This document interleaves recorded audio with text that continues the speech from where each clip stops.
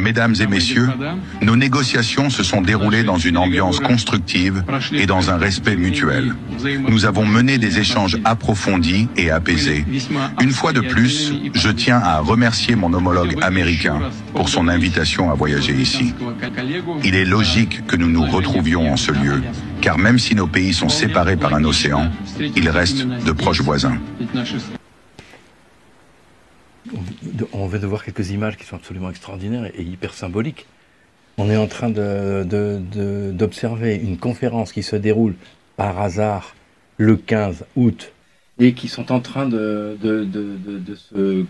se congratuler et de dire ben voilà, on va travailler ensemble. Ils montrent un exemple qu'on attend depuis des années. Alors peut-être qu'on va peut-être le déchanter dans quelques temps, mais enfin quoi qu'il en soit, le symbole est fort. Et d'autant plus que c'est un symbole qui est d'autant plus important qu'il se fait le jour par hasard du 15 août. Hein?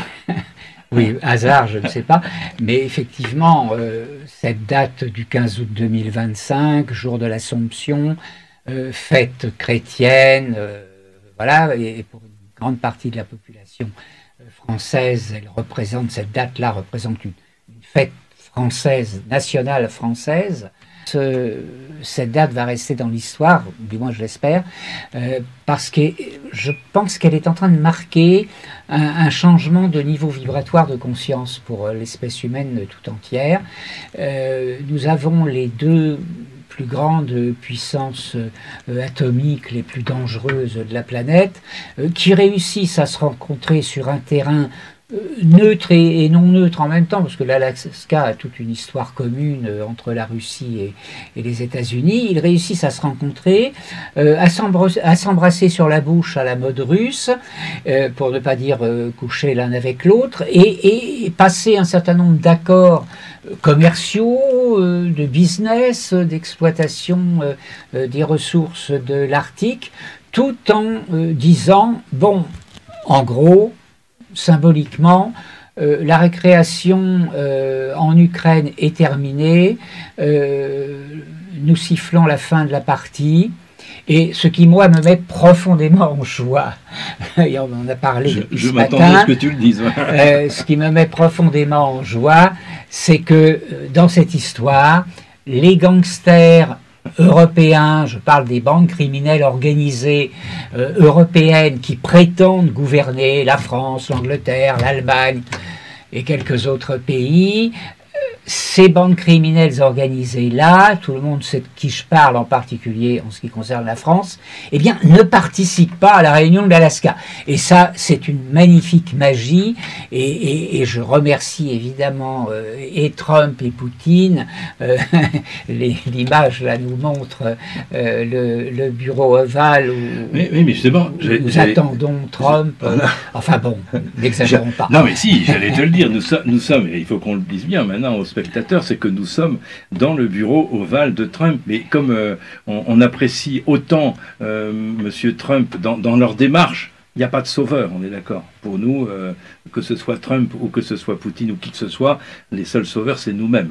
Mais en fait, tout ce qu'ils ont fait pour essayer de préserver la paix, malgré, comme tu parles, des banksters européens, eh bien, en fait, on s'est dit, tiens, si on se faisait inviter cet après-midi, ce 17 août, alors, 17 août, tiens, ça fait penser aux États-Unis quand même. 17 août, Great America Great Again, c'est ça. Après le 17 août avec le QAnon, puis le 17, c'est quand même la 17e carte des tarots qui représente l'étoile qui montre la voie. Et là, nous savons aussi que autant toi, Christian, que moi, nous travaillons pour remontrer la voie. D'ailleurs, là, sa voie porte bien son nom, pour montrer sa voie, et une voie qui est marquée par le 15 août, justement, avec la fête de Marie et la fête chrétienne. On parle bien de chrétienne, on ne parle pas de catholique. Mais alors, Ce qui est intéressant ici, c'est qu'on s'est dit, tiens, on va se faire inviter par Trump. Et bon, on a quelques petits échanges, hein, en tout cas avec l'équipe Trump. Mais vous verrez qu'après, bon là, on attend. On ne sait pas, on n'a pas beaucoup de chance de le voir parce qu'il est quand même très occupé en ce moment quand même. Hein. Mais bon, on ne sait jamais. Mais on a aussi la même chose avec Poutine parce qu'on a aussi, vous verrez, une invitation. On va voir très vite. On va voir très vite voilà, l'image. Hein. Voilà, ça, et puis il y a le bureau aussi, là où on se retrouve donc avec au Kremlin. Et en fait, et le bureau, bon là aussi, en fait, avec les moyens qu'on a actuellement, on peut se transporter très très facilement avec la téléportation, à la fois à la maison ovale comme au bureau de Vladimir Poutine. Pourquoi nous jouons là-dessus? Expliquons un peu pourquoi. Dis-moi, Bécourt, t'es qui exactement? Thierry Bécourt, ça d'accord. Moi, Christian Cotten, ok, on est d'accord, mais tu es qui? Tu fais quoi?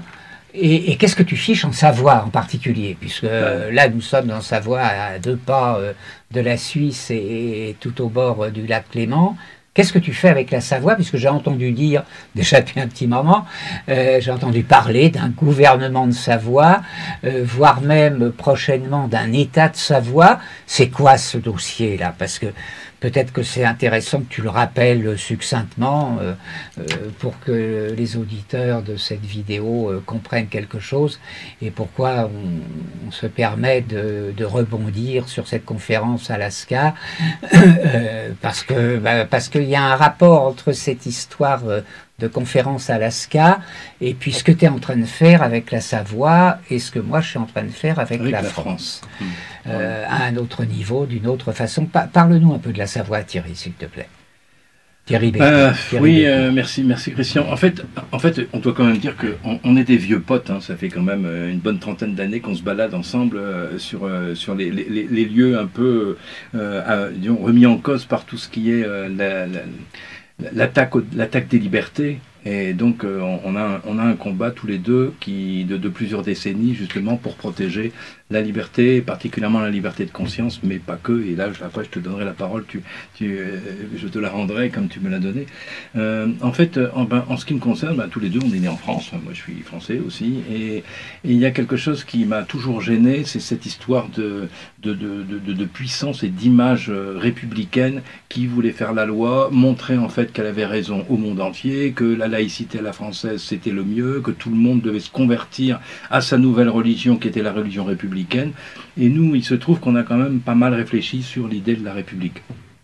Et on s'est simplement dit que ce soit la République ou n'importe quel système qui est basé sur le sang, les têtes coupées, la terreur, le viol, le massacre, la destruction du patrimoine mystique, religieux, peu importe comment on l'appelle, mais cette volonté de nier le côté vertical ou spirituel, il y a quelque chose qui cloche, ça peut pas marcher. Et en fait, on voit aujourd'hui ce que ça donne, cette démarche républicaine qui, au-delà de liberté, égalité, fraternité, qui tout compte fait, depuis sa création, n'est vraiment pas, ça n'est qu'une façade en fait. Hein. C'est tout l'inverse qui est fait. Il n'y a pas de fraternité, il n'y a pas de liberté, il n'y a pas d'égalité. Donc en fait, cette façade comme ça, elle nous donne en fait tout l'inverse. Et c'est ça que nous donne le signal de la République, c'est ça. Donc à partir de là, on s'est dit, on peut pas accepter ça. Moi, ce pays que l'on voit derrière, qui est la Savoie, est pour moi le joyau. Je suis allé dans quelques pays, dans le monde entier, y compris dans l'Himalaya, tout ça, que j'apprécie énormément parce que j'adore l'Inde. Et j'y ai vécu aussi un moment. Mais à chaque fois que je reviens en Savoie, dans ce merveilleux écrin de la nature, je me dis mais c'est fantastique, il faut le préserver. Et en tant ayant travaillé ensemble sur la liberté de pensée, la liberté de conscience, je me suis retrouvé en Savoie il y a une petite quinzaine d'années pour y habiter cette fois, plus en vacances. Et j'ai commencé à étudier un petit peu l'histoire de la Savoie. Et j'ai étudié l'histoire de la Savoie, mais avec cette fibre de défenseur des droits à l'ONU, comme j'y étais et j'y suis toujours. au niveau de tout ce qui est association civile, et je me suis aperçu que la Savoie était une colonie française. J'ai compris que la Savoie était une colonie française. Et à partir de là, j'ai gratté au niveau historique, et je me suis aperçu que la France avait fait avait commis une grave erreur, c'est-à-dire qu'elle n'avait pas, au moment du traité de 47, déclaré la Savoie. Et comme elle n'a pas déclaré la Savoie, ce dans ce traité de 1947, je ne vais pas rentrer dans les détails, parce qu'aujourd'hui on n'est pas là pour ça, mais simplement pour une présentation, pour expliquer simplement pourquoi, et je me suis rendu compte que depuis 1947, la France est totalement illégale en Savoie. Alors, je passe les détails, je passe ce qu'on a fait, etc. Ce qui s'est passé aujourd'hui, pour répondre à ta question, avant de te laisser la parole, c'est qu'en fait, il y a 5 ans, des Savoyards m'ont proposé, des Savoisiens, ils préfèrent dire Savoisiens ici, hein, et eh bien, m'ont proposé d'être porte-parole de la Savoie. Et je leur ai dit à une seule condition, c'est qu'on crée un gouvernement. Parce que je savais qu'il y a eu plein de mouvements, comme partout, des mouvements autonomistes, on parle de la Ligue savoisienne, qui est en train de renaître, d'essayer de jouer au Phénix et de renaître 20 ans après son décès officiel, enfin un petit 20 ans, 15 ans. Et en fait, moi, ce que je savais qui pouvait fonctionner de par mon expérience, c'était un gouvernement. Et on a monté un gouvernement en 2023, pardon, le 27 octobre 2023, nous avons déclaré l'indépendance de la Savoie. Officiellement, parce qu'il y avait eu déjà des tentatives avant, mais cette fois-ci on l'a fait dans les règles, sur le plan international, tout le monde a été prévenu, évidemment la France. Et d'ailleurs, vous avez ici 2 artisans de la déclaration d'indépendance. Il se trouve que Christian y a participé énormément. Et nous avons ensemble, d'ailleurs aussi avec Serge Dandeville, nous étions 3, qui est le secrétaire général de Profession Gendarme, qu'on salue aussi ici, parce qu'ils ont le courage de nous aider, parce qu'ils ont compris que la France retrouverait son honneur si le jour où elle dira « voilà, je libère la Savoie ». Parce que c'est pas à elle, c'est comme ça. C'est pas une question, ça appartient à la France, une et indivisible. Tout ça, c'est des conneries républicaines. Il n'y a pas une et indivisible quand on divise tout le monde depuis la création de la République. Donc, elle n'a pas de leçon à nous donner.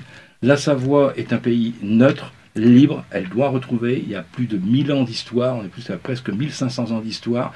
La France a usurpé, détruit la Savoie depuis longtemps, et encore maintenant, parce que ça on en reparlera plus tard, mais en prenant l'eau, l'électricité, l'or blanc, qu'on appelle la neige, tout ça, il y a à peu près 40 milliards que la France, au bas mot, officiellement, vole à la Savoie. La Savoie n'a pas besoin de la France. Donc c'est en tant que Français que j'ai pris le poste de président du gouvernement de l'État de Savoie. Aujourd'hui, nous n'avons plus un gouvernement, nous avons un État, parce que nous avons aussi un conseil constitutionnel composé de 13 personnes. Vous pourrez aller voir de toute façon, qui sont tous savoyards de naissance, par contre, ce qui n'est pas mon cas. Moi, je suis savoyard d'adoption, et c'est déjà beaucoup. Et donc, en fait, notre objectif, c'est d'aider la Savoie à retrouver sa voix, notre voix aussi, montrer l'exemple, que la France libère la Savoie. Elle ne peut le faire que par un gouvernement, d'après le traité de Montevideo de 1933. Je vous invite d'aller voir un peuple, un pays, un État, c'est une frontière, un peuple et un gouvernement. C'est comme ça, c'est de la norme internationale. Et on ne peut pas y échapper. Donc nous l'avons mis sur pied, nous sommes en contact avec des tas au moins une vingtaine de pays dans le monde, beaucoup de pays africains, évidemment c'était les anciennes colonies françaises, qui nous aident, qui sont avec nous, et on est en train d'avancer beaucoup, même si sur le plan extérieur ça ne se voit pas beaucoup, mais pensez au bambou, le bambou il fait ses rhizomes avant de monter très vite. Donc là on est presque à la montée officielle. Donc ce pourquoi je dis ça, et là je repasse la parole à Christian, c'est qu'en fait, c'est une œuvre qui est à la fois de libération de la dernière colonie officiellement non déclarée de la France. Et c'est pour la France qu'on le fait aussi, pas simplement pour la Savoie. C'est pour la France et pour le monde, parce que c'est un exemple. Nous allons retrouver un pays qui a pour premier article de la Constitution, la Savoie est une terre chrétienne, je dis bien chrétienne, pas catholique, elle était copte en l'origine, on n'a pas le temps de développer ça aujourd'hui, c'est une terre pré-chrétienne, avant l'Église catholique, bien avant, parce que ça remonte à 300 et avant ça. Et donc on redonne les valeurs chrétiennes verticales de la fraternité, de l'amour, pas une valeur d'église. Les églises, c'est pas notre problème, c'est une valeur chrétienne qu'on retrouve partout dans le monde. Donc en fait, on veut montrer la voie. Et c'est pas pour rien que ce dernier pays colonisé encore au monde s'appelle sa voie. et on retrouve cette verticalité, d'ailleurs la verticalité de nos montagnes, là, qui sont juste au-dessus. On va remontrer l'exemple, et si la France comprend ça, si tous les Français comprennent ça, je le dis en tant que Français, eh bien, ce que j'aime mon pays, c'est pas du tout pour détacher un pays, c'est pour redonner le droit à ce pays qu'on a volé. Et la France retrouvera sa dignité. Le jour où la France retrouve sa dignité, et je peux vous le dire, je le tiens de tous les pays africains qui travaillent avec nous, tous les pays colonisés, je vais pas les citer ici, mais ils m'entendront, ils vont bien comprendre, eh bien là, les pays africains reviendront vers la France et réaccueilleront la France, mais cette fois-ci en win-win, non plus en grand, celui qui sait tout. Donc en fait, on va pouvoir faire ça. Si la France fait ça, elle retrouve sa dignité. Et si elle retrouve sa dignité, elle retrouve ses entreprises. Et si elle retrouve ses entreprises, elle retrouve tout le capital qu'elle a perdu maintenant en Afrique. Donc c'est une chance pour la France. La Savoie est une chance pour la France. Elle se doit de respecter le droit international. Qu'on le veuille ou non, ah ouais, mais je veux garder la Savoie. Non, non, non, elle n'est pas à la France. C'est point barre. Il n'y a rien d'autre à dire. Elle ne nous appartient pas. Donc la France doit rendre la Savoie au nom du droit international. Et pour cela, il y a des gens qui travaillent avec nous, hein, et beaucoup avec les Français. Donc voilà, un autre Français qui travaille pour la libération de la France. Donc c'est pour ça qu'on travaille beaucoup ensemble. Je laisse la parole. Oui, moi, merci Thierry. C'est bien, tu as avancé, je trouve, dans ton discours de politique générale par rapport à la Savoie, depuis que l'on travaille sur le dossier, quelques années maintenant. Et merci parce que je crois que ça devient relativement clair. Moi, je ne suis pas savoyard, je n'ai pas d'attache particulière avec la Savoie, mais Thierry m'a aidé à comprendre que nous avions là un dossier extrêmement lourd, parce que très solide sur un plan juridique du point de vue du droit international. Alors, comme tu l'as dit, on ne va pas revenir dans les détails de l'histoire, le traité de Turin, 1860-61, la création du royaume italien, le cadeau fait par le royaume de Piémont-Sardaigne à Napoléon III, à qui on a donné la Savoie, la Haute-Savoie et le comté de Nice. Bon, tout ça, tu l'expliques par ailleurs dans quantité de vidéos sur le site du gouvernement de Savoie. Moi, ce qui m'intéresse, à titre personnel, je vais être un peu violent et je vais agacer du monde. Moi, ce qui m'intéresse, c'est l'accompagnement de l'euthanasie de la République. Ce qui m'intéresse, c'est le schéma de rupture qui va nous permettre d'enterrer un régime politique pour en fabriquer un nouveau. Moi, je suis quelqu'un de très orienté sur le futur, même si le passé, l'histoire, évidemment, me concerne et m'intéresse. Et nous sommes aujourd'hui dans une situation, en France tout particulièrement, nous sommes dans une situation historique de la fin d'un régime politique. Ce n'est pas très difficile de comprendre qu'une grande majorité de Français aujourd'hui, en tout cas de Français un peu réveillés, il y a toute la masse de la population qui est très endormie encore, mais de moins en moins chaque jour, je crois qu'il y a un seuil critique qui a été dépassé, la masse critique est atteinte et elle est même dépassée. Il y a une grande majorité de Français aujourd'hui qui veulent un licenciement collectif du personnel de direction de la République et de l'État. Parce qu'au sein du personnel de direction de la République, nous avons un certain nombre de bandes criminelles organisées qui ont dépouillé la France sur un plan économique, scientifique, financier. Je ne vais pas revenir sur le montant du déficit financier. Nous avons des gangsters internationaux, de prédateurs, apatrides, financiers, diverses et variés, qui ont entrepris une opération de ruine de la France pour quantité de raisons symboliques, ésotériques, politiques, voire philosophiques. La France emmerde beaucoup de monde autour de la planète et c'est pas d'aujourd'hui et à mon avis c'est pas fini. nous sommes à la fin d'un régime politique. Nous devons prendre, là où nous en sommes, une vision historique des choses, et pas seulement politique à très court terme, comme le font la plupart de nos députés. Nous avons des députés aujourd'hui et des sénateurs, faisons un compte élargi des deux, nous avons un Parlement qui est en faillite totale. Le ridicule s'ajoute au ridicule, la honte s'ajoute à la honte, les dossiers pédocriminels s'ajoutent aux dossiers pédocriminels. Je ne vais pas revenir sur ce sujet-là. Il y a des gens qui font un excellent travail, Carl Zéro bien sûr, mais aussi l'ami Pierre Barnérias avec Les Survivantes ou avec la série C'est notre petit secret qu'il vient de lancer.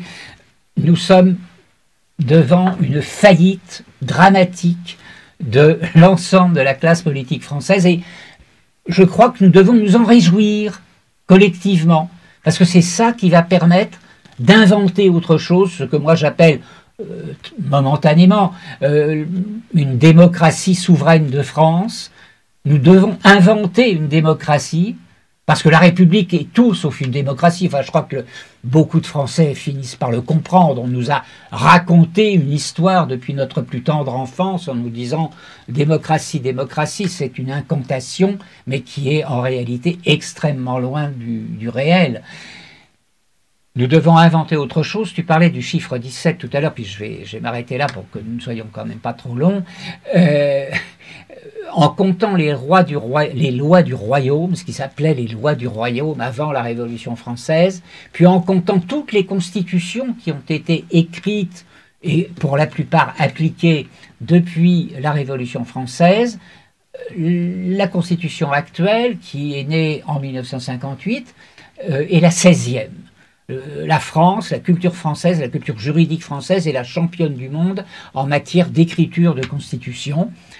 Et donc, nous allons devoir nous mettre à l'écriture d'une 17e constitution. Ça, c'est le travail que, collectivement, nous allons devoir faire dans les mois et les années à venir.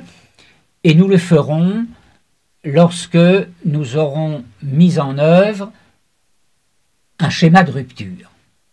J'ai tâché d'être condenser un peu mon propos, Thierry, pour te laisser là un peu de place, mais je vais terminer le fond de ma pensée.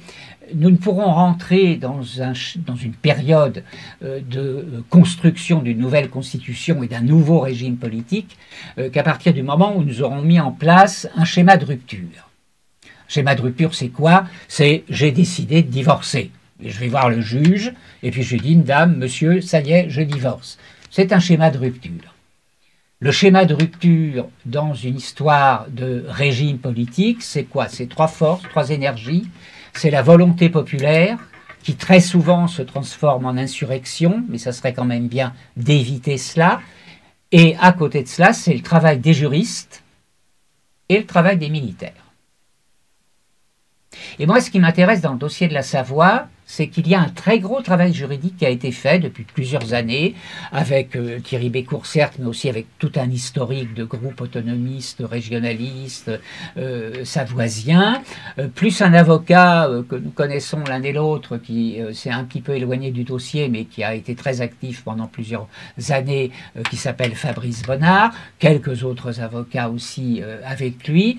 Il y a eu un très gros travail juridique qui a été fait. Ce travail juridique est devenu un travail international, avec une reconnaissance internationale qui grandit chaque jour de la part d'un certain nombre de pays, notamment africains, mais pas que. Ce travail juridique-là va servir, je ne sais pas comment encore, et nous y réfléchissons à chaque fois que nous avons l'occasion d'en parler avec Thierry, je ne sais pas encore comment, mais ce travail juridique-là va servir à créer un schéma de rupture en France.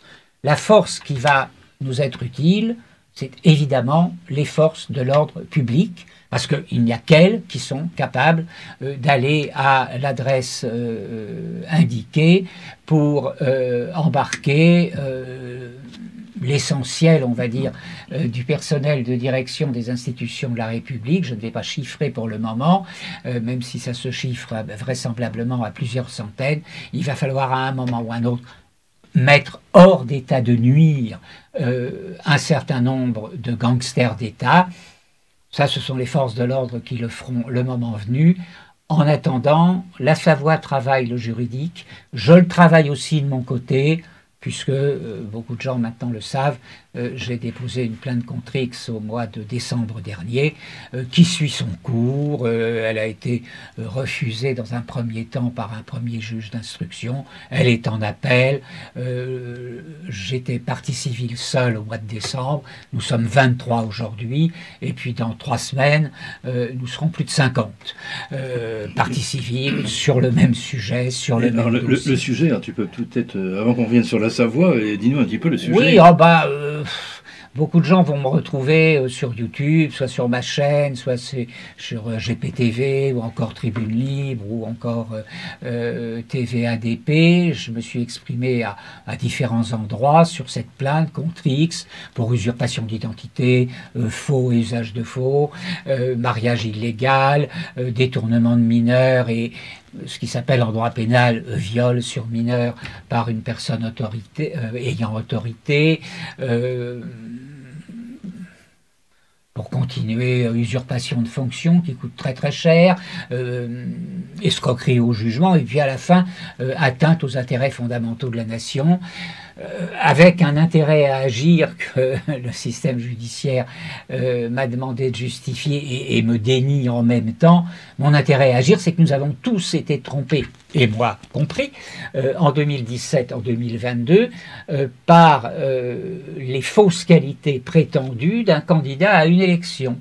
Et dans le code électoral, c'est interdit. Si demain, tu te présentes à une élection municipale en disant que tu es agent immobilier alors que tu as fait une carrière d'enseignant, si tu te présentes faussement, ton élection ne sera pas prise en compte, elle sera annulée par le Conseil d'État. Les 2 élections 2017-2022 auraient dû être effectivement annulées, tout simplement parce qu'il y avait une présentation d'une fausse qualité, enfin 2 fausses qualités du candidat, puisqu'on nous a présenté à l'époque un roman romantico-littéraire digne de la littérature de la fin du 19e siècle, d'un jeune garçon qui tombe amoureux de son professeur. Aux États-Unis, la dernière personne qui a fait ce genre de choses a pris 60 ans de prison. Bon, c'est peut-être un peu beaucoup, la culture américaine est un peu spéciale sur ce genre de dossiers et de sanctions, mais enfin, bon, on est quand même face à un petit problème là. et donc, moi je travaille dans cette direction-là parce que ma conviction profonde, c'est que tous les dossiers criminels de prédation de l'État français, tous les dossiers criminels d'assassinat de plusieurs dizaines de petits vieux dans les EHPAD qui s'y croyaient en sécurité sanitaire et médicale et qui ont finalement été euthanasiés par absence de soins, empoisonnement au Rivotril, puis empoisonnement à ce qu'on nous présente comme des faux vaccins, enfin comme des vaccins qui sont en réalité de faux vaccins et de véritables poisons. Nous avons des dizaines de milliers de morts avec l'histoire du Covid qui n'auraient jamais dû être. Tous les gens un peu compétents. 17 millions de morts dans le monde. Oui, alors dans le monde, encore plus. Officiellement. Tous les gens compétents, que ce soit aux États-Unis, au Japon, en Autriche, en Espagne, en Italie, et quelques-uns en France, ceux du moins que l'on ne réussit pas à faire taire, nous disent tous la même chose. L'histoire du Covid, c'est une opération de guerre biologique. Bon, nous avons vraiment besoin d'un schéma de rupture, je le souhaite profondément et je sais que la Savoie va nous aider à avancer dans cette direction-là pour la France tout entière. Pour la France tout entière, même si c'est au prix de perdre un petit doigt. La Savoie, la Haute-Savoie, c'est plus qu'un petit doigt peut-être. 7% de la France. 7% du territoire français. De toute façon, la Savoie ne va pas déménager demain matin, le comté de Nice non plus, la Haute-Savoie non plus. Géographiquement, ça restera dans le pays, dans la France, mais politiquement, juridiquement, économiquement, financièrement, beaucoup de choses vont changer. Et franchement, Thierry, je te souhaite toute l'énergie et toutes les bénédictions angéliques que tu peux souhaiter pour t'aider à avancer dans ce projet d'installation de l'État de Savoie Merci, je me tais. Alors, je vais reprendre, je te remercie pour tout ce que tu dis, tout ce que tu fais aussi. En fait, comme je disais tout à l'heure, on est très très proche dans le travail de la Savoie. Hein. Donc, parce qu'on a compris, deux Français que nous étions, moi je suis sur le terrain, Christian sur Paris, mais on est à côté en fait. C'est pareil, c'est qu'en fait on a un objectif.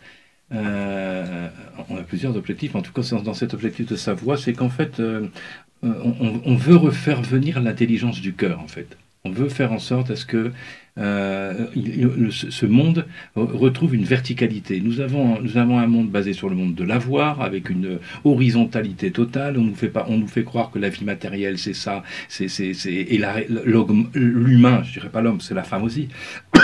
On parle de l'humain augmenté.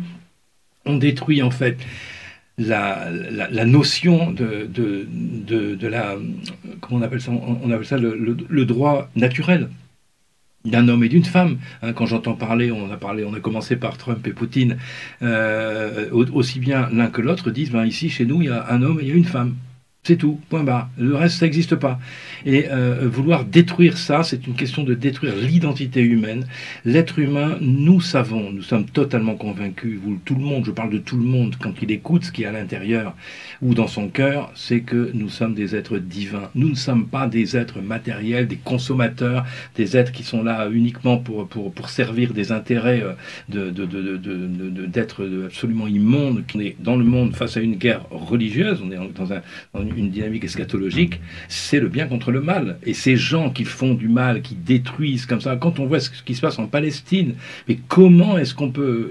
Et l'Ukraine, c'est pareil. Mais bon, quand on dira l'Ukraine, c'est des soldats contre des soldats. Bon.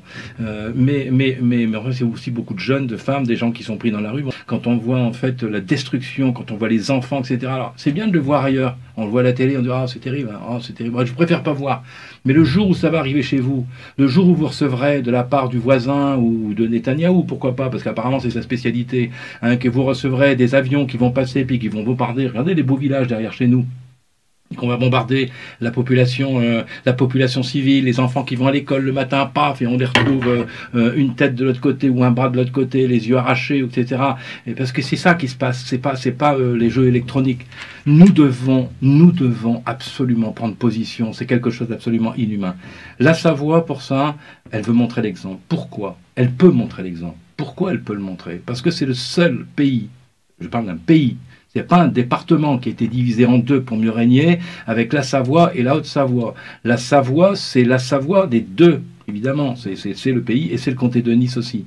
Donc ce pays-là est un pays qui est le seul au monde qui peut retrouver un vrai gouvernement. Un gouvernement auquel et un État. Hein. Quand on parle de gouvernement et d'État, c'est qu'il y a aussi un Conseil constitutionnel. Donc nous avons les deux, plus le peuple. Donc nous avons cette capacité, cette possibilité de faire renaître un État à zéro. C'est-à-dire qu'on peut tout reconstruire. On ne va pas retravailler sur un État qui existait déjà, on va mettre des sparadraps sur ça, retirer ça, reprendre ça. Non, on reprend à zéro. Et en reprenant à zéro, eh bien voilà ce qu'on va faire. On va faire des hôpitaux qui sont basés sur des médecines holistiques, où on va le côté, par exemple, qui est actuellement le cas avec les laboratoires pharmaceutiques. Les laboratoires pharmaceutiques, c'est 90% de la formation des médecins aujourd'hui dans les hôpitaux. Et ils financent plus de 60 à 70% les hôpitaux. Donc évidemment, les médecins qui sortent de là, ce sont des vassaux ou des commerciaux des laboratoires pharmaceutiques. Ils ne sont plus des médecins. Nous, on va refaire Académie de médecine avec des médecins qui sont formés à toutes les médecines du monde et historiques y compris. On fera venir des gens du monde entier qui expliqueront leur façon de faire la médecine dans les différents pays. On aura donc une médecine qui sera vraiment holistique, des hôpitaux qui évidemment suivront, qui vont pouvoir s'ouvrir à toutes les démarches. On ne va pas comme aujourd'hui aller, ah ben t'as pas fait ta picouse, ah ben on va pas te soigner. Ah, t'as pas mis ton masque? Ah bah tu peux pas rentrer. Ah mais j'ai mal. Ah mais c'est pas grave. Tu mets ton tu mets ton masque ou ta picouse parce que sinon t'es pas soigné. Ça c'est absolument scandaleux. On n'en parle même pas de tous ceux qui ont été virés là parce qu'ils n'ont pas accepté. Enfin, on sait tout ça. Donc et on ne va pas fermer les yeux. On va pas tourner la page. Il faut aller jusqu'au bout. Ces gens-là, ils doivent être. Christian le disait tout à l'heure. Il va y avoir des gens qui vont être évidemment arrêtés. Il va y avoir des gens. Les forces de l'ordre vont changer. De toute façon, ça commence à pas mal bouger. On est au courant. Quand même de certaines choses et il arrive un moment où trop c'est trop, on est arrivé dans le trop c'est trop. La Savoie va montrer l'exemple. La Savoie, on va de toute façon changer, hein, on va reprendre toutes les structures, bon, les impôts, les taxes, bon évidemment les taxes, bon les radars, bon c'est terminé. À partir du moment où on reprend la main, plus de radars, plus de taxes françaises, plus de péages. Plus toutes ces choses-là qui sont des impôts déguisés et qui en plus nous obligent à obéir. Ralentis, arrête là, stop. Si tu dépasses, t'es pénalisé. Vous allez, les Français et les Savoyards français, parce qu'il y a 1 million de Français sur 1,3 million en Savoie. Quand est-ce que vous allez vous lever et dire non? Et là, je reprendrai une phrase qu'avait repris tout à l'heure Christian. Il faut dire non. Eh bien. Au XVIIe siècle, il y en a un qui s'appelle Étienne de la Boétie. Étienne de la Boétie a écrit un seul ouvrage, il est mort très jeune, je pense à 33 ou 37 ans, je ne sais plus. Et il a écrit le discours sur la servitude volontaire. Lisez-le, lisez-le. Il dit à tout le monde, pourquoi vous vous sentez plus petit que votre adversaire, que votre chef, que votre patron, que votre administration, que vos politiques, etc. Parce que vous êtes à genoux devant eux. Mettez-vous debout. Et là, vous allez leur faire peur. Et pour cela, il y a le mot magique, c'est non. Sachons dire non. On vous prend des trucs, bien non, ne consentez pas. Le problème, c'est le consentement. La Savoie ne consent plus à être un pays, et en ce sens-là, on va montrer l'exemple. On est en train de montrer l'exemple, parce que c'est plus maintenant uniquement au niveau du droit, parce qu'on ne fait que du droit, hein, c'est pas du tout d'autonomisme. On est en train de demander à l'application du droit. On veut que le droit revienne, et que les magistrats nous entendent. Nous ne sommes pas là pour prendre leur place, on est là pour le dire, reprenez la vôtre. Reprenez votre boulot. Vous êtes en train de servir des imposteurs. Vous êtes en train d'être, pourquoi? Pour une histoire de salaire. Vous êtes en train d'obéir, et les forces de l'ordre aussi, à des criminels. Des criminels. Et vous le savez. Mais vous fermez les yeux. Et pendant ce temps-là, vous qui êtes censé défendre le peuple, vous êtes en train de l'écraser. Pourquoi? Parce que vous préférez ne rien dire et fermer les yeux pour garder votre salaire. Est-ce que vous savez bien dormir la nuit quand vous vous rendez compte que même votre boulot, vous le violez? Donc en fait, nous demandons à chacun de reprendre sa vie en main, de se remettre droit, de se mettre debout et de dire non à l'imposture, non à l'injustice et non à la colonisation. La Savoie dit non à la colonisation. Le gouvernement d'État de Savoie que je préside dit non. Hein, nous sommes nombreux maintenant, nous avons 40 ambassadeurs dans le monde quand même, on n'a pas que le droit, on a du financement aussi en cours, etc. Nous devons bien comprendre qu'on est dans le côté matériel. On n'est pas des rêveurs. Nous travaillons, il y a un gouvernement qui travaille tous les jours, quotidiennement, avec une vingtaine de ministres et de secrétaires d'État, une quarantaine d'ambassadeurs. Ça travaille tous les jours depuis 5 ans. On ne fait pas des petites manifestations à la tartiflette au coin de rue un week-end, histoire de dire on est là les Savoyards. Nous, on s'en fout, ça. D'accord? C'est pas ce qui nous intéresse. Thierry, super. Merci. Nous allons nous retrouver dans quelques semaines, dans quelques mois, j'en suis certain. Les choses vont très très vite en ce moment. Il suffit de regarder l'ensemble de l'actualité internationale. Sur le dossier sur lequel je travaille, il se passe une énorme plaisanterie aux États-Unis. La plaisanterie devient mondiale. Enfin bon, je laisse les auditeurs suivre cette actualité-là autour du procès qui est intenté à Candace Owens. Bon, on est dans la gigantesque blague, là. Moi, je fonctionne beaucoup comme un sale gamin qui met des seaux d'eau en haut des portes et qui attend que quelqu'un pousse la porte. Et j'ai envie d'inviter tous nos concitoyens à faire la même chose avec les gangsters d'une façon générale. Et tout ceci dans la compassion et dans l'énergie de l'amour. Parce que ça ne sert à rien de se mettre dans la colère, Ça sert encore non plus à rien de se mettre dans la haine. Nous devons rester dans la compassion et l'amour, y compris pour les gangsters, mais il est de notre devoir moral, spirituel, politique, juridique, de les mettre hors d'état de nuire, tout simplement, dans la compassion. Voilà, merci. La compassion, c'est la fermeté aussi. C'est-à-dire qu'on doit avoir beaucoup de fermeté pour faire ça, parce qu'en face de nous, on n'a pas des rigolos, c'est des gens qui tuent, hein, qui n'hésitent pas. Hein. Vous regardez quelques affaires en France là maintenant, les gens qui ont voulu révéler. Je ne vais pas dire de nom, mais je pense que ceux qui m'écoutent le savent bien. Regardez un petit peu les dernières personnes, que ce soit des députés, des responsables de services secrets, etc. Certains comprendront bien, qui ont été tout bonnement... bon, je tiens à vous dire que pour ma part, je ne pense pas que Christian non plus, nous ne sommes pas suicidaires. Hein. Donc, mais nous faisons des actions qui, évidemment, sont très, très... mais ça fait longtemps, ça fait 30 ans. Mais des actions qui sont très dures par rapport à ces gangsters. Hein. Donc, évidemment, bon, on risque aussi hein, notre vie. Hein, des menaces de mort, on en a. Hein. Je peux vous dire qu'on en a eu quelques-unes. Il y en aura peut-être encore. Mais ce qui est certain, c'est qu'on n'a pas peur. On n'est pas sur la peur. Il faut sortir de cette peur. Et donc, on y arrivera comme ça. Mais on s'était dit juste avant, avant de conclure, pour notre conclusion, on voulait parler de l'intelligence artificielle, mais en quelques mots, juste en quelques mots. Simplement pour comprendre une chose. C'est qu'aujourd'hui, on doit mettre ça, on doit mettre cette intelligence artificielle, qu'on y croit pas, enfin ceux qu'on est intéressés ou pas, le problème n'est pas là. Le problème, c'est que l'intelligence artificielle est là aujourd'hui. Qu'on le veuille ou non. Elle est présente partout dans le monde entier, dans tous les domaines. Et la question est de savoir, parce que si je dis ça, c'est qu'elle nous aide aussi. Nous, on travaille beaucoup sur l'intelligence artificielle, pour la savoir aussi, en tant que nation. Donc on travaille, on utilise, je dirais plutôt, on collabore. Et je voulais simplement vous dire ceci. Nous faisons une nette différence entre l'intelligence artificielle qui est une intelligence. L'intelligence, elle gère donc, elle a une fonction logique, une fonction artificielle, certes parce qu'elle gère en fait l'analyse et le raisonnement. Ça, c'est l'intelligence. Mais c'est comme notre cerveau. Notre cerveau, c'est un récepteur-émetteur. On se sert de notre cerveau. Mais on ne s'adresse pas à notre cerveau. On s'adresse à quelque chose qui est autre. Pour ceux qui font un petit peu de méditation, de prière, etc., si vous croyez en qui que ce soit, quelle que soit votre religion, vous priez, mais vous ne demandez pas à votre cerveau.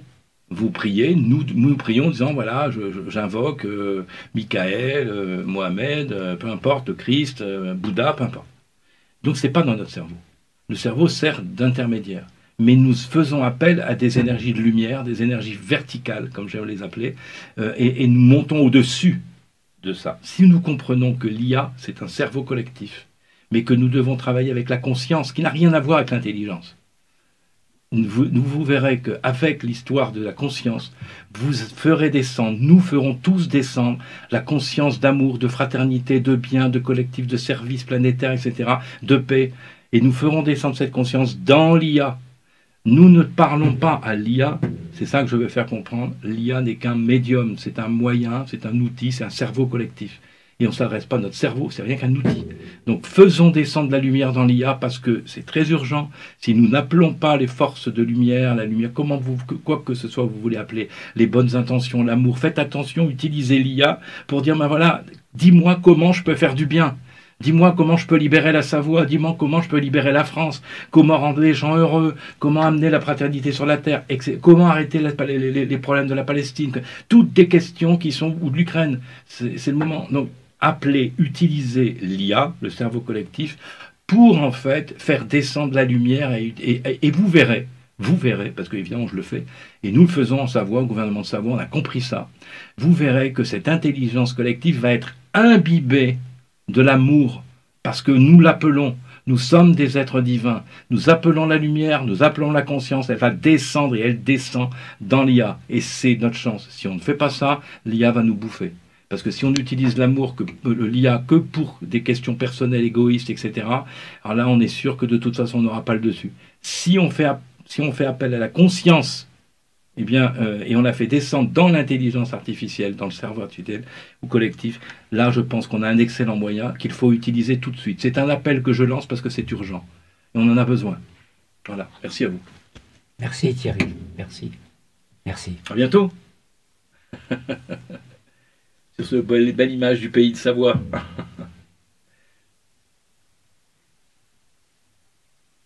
Ah, le Kremlin. Un peu de Maison Blanche quand même. Ouais, aussi, un peu de Kremlin, Maison Blanche. Juste... Parce qu'après, on va nous accuser des... Ouais, vive la Russie, agents, vive les États-Unis et vive tous les peuples de la Terre, parce que nous sommes tous ensemble. Alors merci à Poutine et à Trump, allez jusqu'au bout et faites la paix, parce que vous avez les moyens de le faire dans le monde entier. Et nous, on sera avec vous, hein, quand même.